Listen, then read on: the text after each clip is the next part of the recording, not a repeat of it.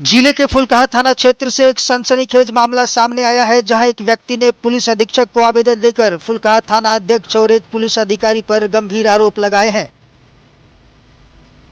शिकायतकर्ता का दावा है कि भूमाफियाओं के संरक्षण में उसकी जमीन पर कब्जा करने की कोशिश की गई और विरोध करने पर उस पर जानलेवा फायरिंग कराई गई। आइए देखते हैं क्या है पूरा मामला। फुलकाहा थाना क्षेत्र के डुमरिया गांव निवासी बैद्यनाथ बहारदार ने पुलिस अधीक्षक अररिया को दिए गए आवेदन में आरोप लगाया है कि उनकी पुश्तैनी जमीन पर कुछ लोगों द्वारा जबरन कब्जा करने का प्रयास किया जा रहा है। आवेदन के अनुसार 7 जून की सुबह उन्हें सूचना मिली कि उनकी जमीन पर सैकड़ों की संख्या में लोग ट्रैक्टर और हथियार से लैस होकर पहुंच गए और जोर जबरन उनकी जमीन को कब्जा करने की कोशिश की गई। शिकायतकर्ता का यह भी आरोप है कि जब वे मौके पर पहुंचे तो कई लोग हथियारों से लैस थे और जमीन पर कब्जा करने की नियत से मजमा बनाकर हो हंगामा कर रहे थे। पीड़ित ने आवेदन में यह भी आरोप लगाया है कि घटना की सूचना देने के लिए उन्होंने फुलकाहा थाना पुलिस से संपर्क करने की कोशिश की, लेकिन उन्हें अपेक्षित सहयोग नहीं मिला। इसके बाद वे स्वयं मौके पर पहुंचे, जहां कथित तौर पर विवाद बढ़ गया। शिकायतकर्ता का दावा है कि विरोध करने पर उनके ऊपर फायरिंग की गई और उन्हें जान से मारने की कोशिश की गई। हालांकि उन्होंने किसी तरह मौके से भागकर अपनी जान बचाई। आवेदन में सबसे गंभीर आरोप यह लगाया गया है कि कुछ पुलिस अधिकारियों ने भूमाफियाओं को संरक्षण दिया और उनके जमीन पर कब्जा कराने में मदद की। शिकायतकर्ता ने पूरे मामले की उच्च स्तरीय जांच कराने तथा दोषियों के खिलाफ कड़ी कार्रवाई की मांग की है। उन्होंने यह भी दावा किया है कि घटना से संबंधित कुछ ऑडियो और रिकॉर्डिंग उनके पास मौजूद है।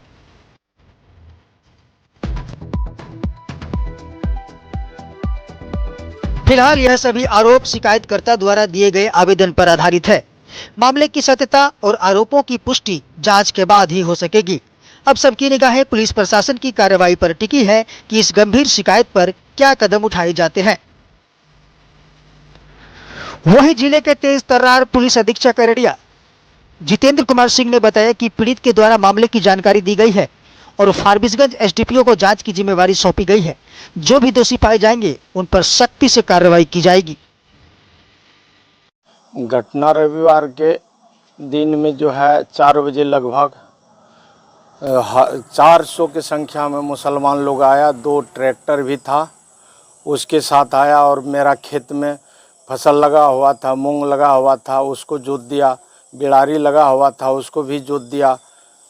इसके बाद जो है ये लोग जो है आपका खेत कहाँ पर हुआ और खेत आपका घर से जस्ट नीचे है मेरा खेत। कौन से जगह पे? डुमरिया में। 50 साल से हम जमीन जोत रहे हैं। मेरा जमीन मेरे कब्जे में है। रसीद कवच भी 27 तक का कटा हुआ है और ये ज़मीन को ज़बरदस्ती आया जोतने के लिए। बड़ा बहू को 6 बार फ़ोन किए। हर बार बोला कि सीओ को फ़ोन लगाइए, सीओ को फ़ोन लगाए। बड़ा बहू बोले कि सीओ को फ़ोन लगाकर बोलिए हमको फ़ोन करने के लिए, तब प्लॉट पर पहुंचेंगे। तो हम जो है सीओ को फ़ोन लगाए। सीओ बोला बड़ा बहू को कि आप प्लॉट पर जाइए, वहाँ मामला गड़बड़ है, हसेरी आ गया है। 400-500 मुसलमान लोग बंदूक गट्ठा के साथ आ चुका है। ये बैजनाथ बहारदार बोल रहा है आप जाइए। तो बड़ा वो बोला कि जाते हैं। हम भी फ़ोन किए। लगभग 2 घंटा तक फ़ोन करते रहे लेकिन आया नहीं। इस बीच में जब खेत जोता हुआ सब हो गया तो हम लोग घर पर खड़े थे, घर के पास में। तो आया ट्रैक्टर लेकर मेरे ऊपर चढ़ाने के लिए। ये जो है आज ये उस्मान का लड़का असगर नाम है, वो आया मेरे ऊपर ट्रैक्टर चढ़ाने के लिए। जब हम बगल हो गए तो ट्रैक्टर ले जाकर फिर सड़क से नीचे उतार करके पिस्टल ले करके हमारे ऊपर गोली छोड़ा। हम बगल भाग गए तो गोली बगल होकर निकल गया। इसके बाद फिर दूसरा आदमी गोली चलाने ही वाला था, तब तलिक में 112 वाला आ गया। तो 112 वाला आने के बाद जो है ये सब अपना अपना पिस्टल जो है डांड में खोस लिया। तो बड़ा वो जब 112 वाला को हम बोले हैं कि सर ये 2 आदमी के पास पिस्टल है, ये सारे जो है 100-200 आदमी है, ये सबके पास में भी हथियार बंदूक सब रखा हुआ है। ये 18 वाला 112 वाला को रमेश नाम था, उसको हम बोले कि आप जो है ये दोनों को चेक कीजिए, पिस्टल है ये दोनों का। तो कहता है कि हमको कहता है कि आप साइड हो जाइए। आप ये राजेश बाबू बोला आप सेट हो जाइए। हम बोले कि इसके पास पिस्टल है सर, इसको पिस्टल पकड़िए इसको। तो कहता है कि देखिए हम लोग 3 आदमी हैं, 2 जवान है, एक हम है, मात्र 3 आदमी हैं और ये 400 आदमी, 400 की संख्या में हम इसको पिस्टल पकड़ेंगे तो हम लोग को भी खैर नहीं है, इसलिए जो है आप भी सेट होइए, उसको भी हम सेट कर देते हैं।